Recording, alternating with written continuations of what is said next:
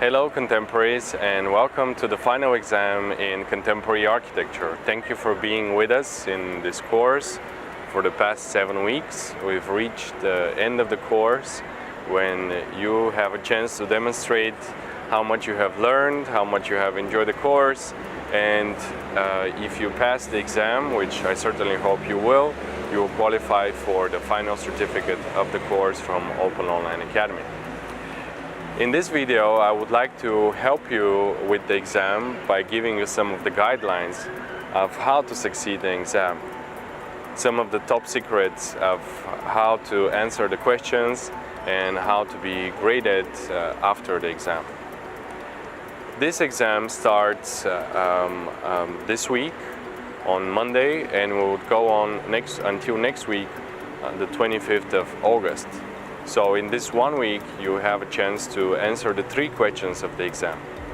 In this video, I would first explain you the actual questions of the exam and then how to answer them, and then afterwards I'll explain you about the grading process of the exam. So the first part is to answer the 3 questions that we have asked. You log on to ooed.org, our platform.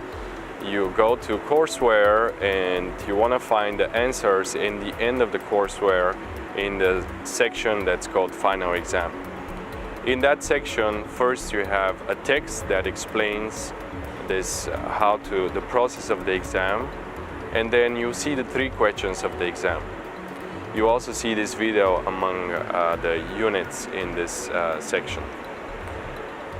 We have 3 questions in the exam that are related to the 7 topics that we have discussed in the exam. The 3 questions, the first one is about tectonic expression in architecture, where we compare the architecture of some architects who expose the structure of a building in the exterior, like Norman Foster, Richard Rogers, or Renzo Piano, and use the structure as an expressive element of their architecture. As opposed to other architects who, instead of that, cover the structure with some kind of cladding, for example, Herzog and de Meuron, Jean Nouvel, or Peter Zumthor, who we discussed in our course. We would like you to compare these 2 approaches, revealing the structure as expressive element or hiding the structure and covering with some kind of membrane, some kind of cladding, and putting it behind it. We ask you to find 2 examples of these projects. You can use either the examples in the course that you saw in the lectures and compare them. So you take 2 examples of each kind, revealing or hiding the structure, and you compare them. And then we would like you to discuss what are the advantages of each one of these 2 approaches. Both of them are valid and both of them have produced remarkable architecture in the past 25 years. This is the first question. The second question is about digital design and phenomenology. In that question, we ask you to discuss the effect of digital design on architecture, and particularly on the perception of architecture. You know that phenomenology, as we discussed in our course, is the expression of architecture and the perception of architecture through its texture, its color, its material, its light, its temperature, and in general its climate condition and its effect on our body.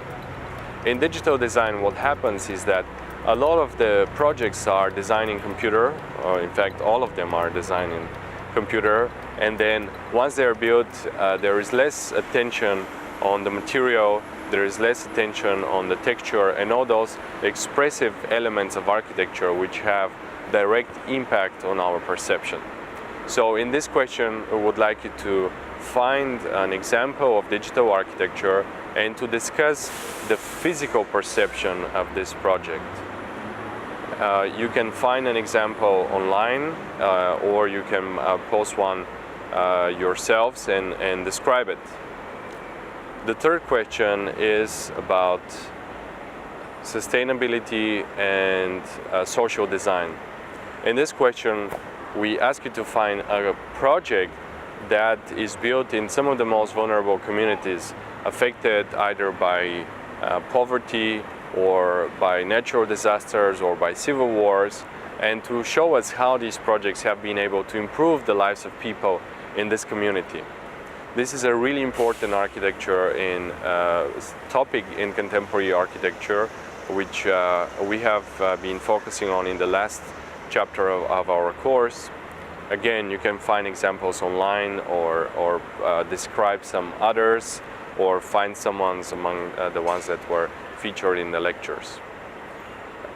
You have to submit an answer to these questions that is anywhere between 200 and 400 words, which means between half page and 1 page of text. In addition to that, we ask you to reference the sources that you have used in the end of your answer. So if you are looking at an online article, please reference it. If you're looking at a page in Wikipedia, reference it. If you're looking at a magazine, say what this magazine is and where the project is. We want you to do that because we insist that the answer should be done with your own ideas. So in the course and in your answers, we are really interested in seeing and reading your ideas. We don't want you to take an article from some magazine and to post it there, or to take someone else's thoughts and post them in there. We will be checking out the answers for authenticity, and that will be one of the criteria for the evaluations. After you submit the answers to these 3 questions, we have the next phase, which is the grading. I would like to tell you what the criteria for the grading are. There are 3 criteria. The first one is how related the project that you have chosen, the example that you have chosen, is to the projects that, or to the topic that is in the question. So the first thing that you will have to evaluate, and others will have to evaluate about your answers, is the relationship between this example and its relevance for the topic. The second part is your ideas, your critical thinking, and your explanation of the project. So in the second criteria, we are looking at how you have explored this topic, how you have interpreted this topic, and how you have described the project in your own answer. In the third part, we are looking at criteria which is authenticity and referencing.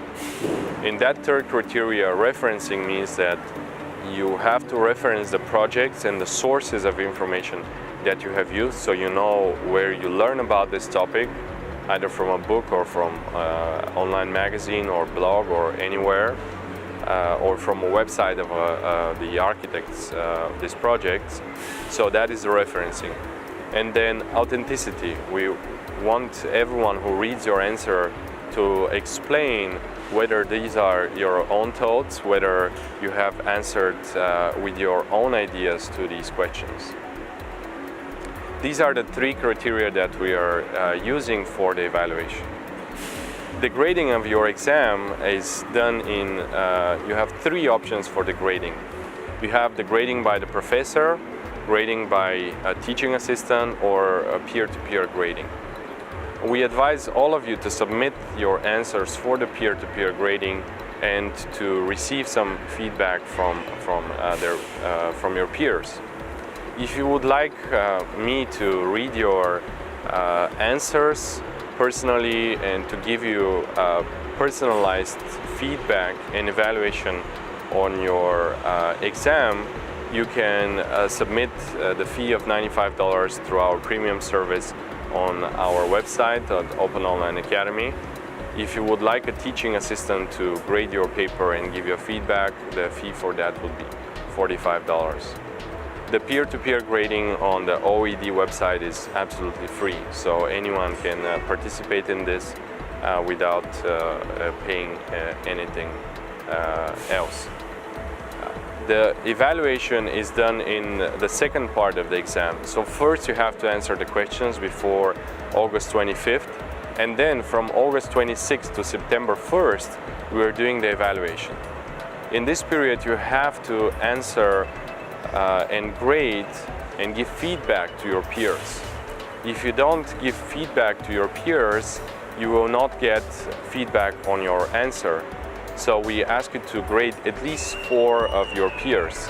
That means that for 3 questions per person, you have to evaluate 12 answers and give feedback to 12 answers.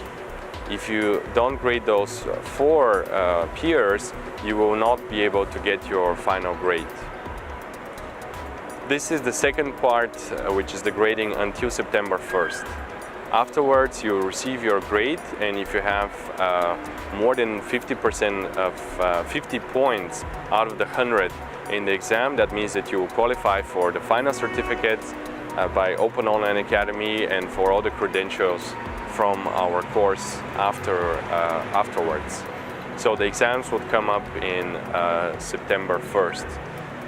Thank you for being part of the course. Good luck with the final exam, and I'm really excited to read your answers and to see the result of our work in the past 2 months. This is a really critical and important part of our semester, and please let me know if I can help you with anything.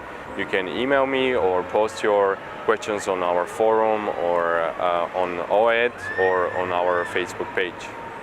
Good luck and see you soon.